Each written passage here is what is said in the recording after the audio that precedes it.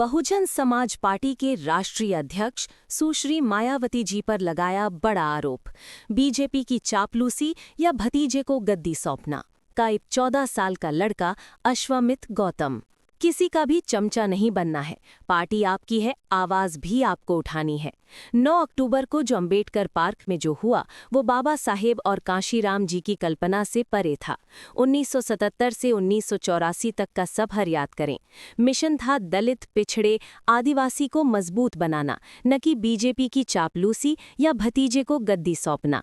अभी आप भी चमचागिरी छोड़ो, अपने लीडरों का विश्लेषण करो और सच्चाई सामने लाओ। 9 अक्टूबर को लखनऊ के अंबेडकर पार्क में जो काम मायावती जी ने किया है, शायद उसकी कल्पना पूजनीय बाबा साहब अंबेडकर और साहब काशीराम जी ने भी नहीं की होगी। काशीराम जी ने इसी पार्टी में बहुजन सुखाय और बहुजन हिताय की बात सोची होगी और फिर उसके बाद सर्वजन सुखाय और सर्वजन हिताय की कल्पना कर रहे होंगे, लेकिन पता नहीं कहां से बीजेपी सुखाय और स्वयं हिताय की बात होने लगी। वर्तमान राज्य सरकार की भी बहुत बहुत आभारी है और इसलिए आभारी है क्योंकि इस स्थल को देखने वाले लोगों के टिकटों का इकट्ठा हुआ पैसा पूर्व की रही सपा सरकार की तरह वर्तमान भाजपा की राज्य सरकार ने इसे दबाकर नहीं रखा है।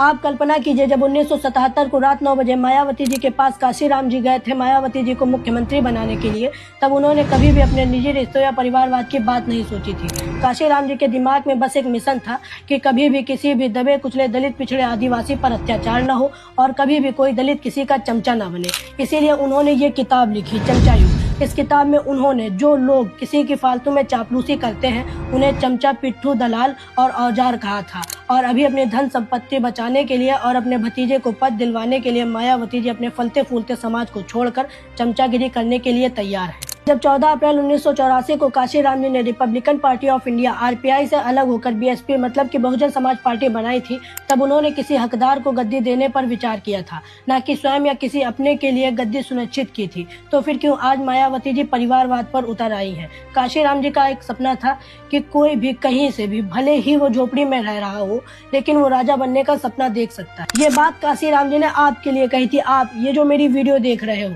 आपकी जगह पर कोई और पार्टी में बैठे हैं और दीमक की तरह खा रहे हैं। मैं तो कहता हूं उनके पूर्व कामों की खूब तारीफ करो, मैं भी उनका खूब सम्मान करता हूं, लेकिन योगदान के नीचे दबकर मत मरो। आप पढ़े लिखे हो, चापलूसी छोड़कर उनके कामों का विश्लेषण करो, विवेचना करो और अपने लीडर पर कातर नजर बनाए रखो। जैसे ही वो कोई गलत काम करे उन्हें आगाह करो।